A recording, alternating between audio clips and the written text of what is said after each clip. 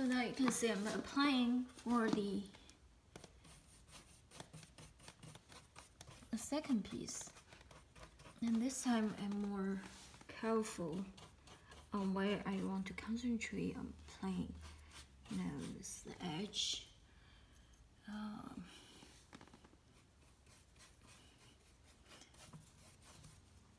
This is almost like a hobby now.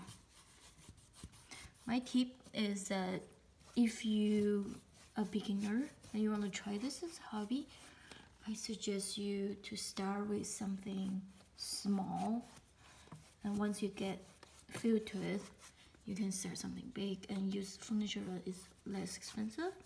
So I bought this on the Facebook market for 40 bucks.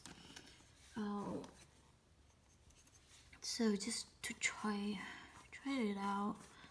It was actually nice.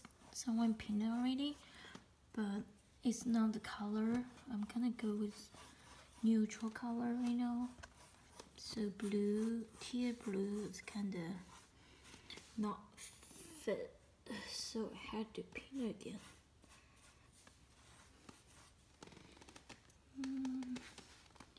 So you can see now it's a totally different look. I start liking this, but you have to make sure where you start your stroke.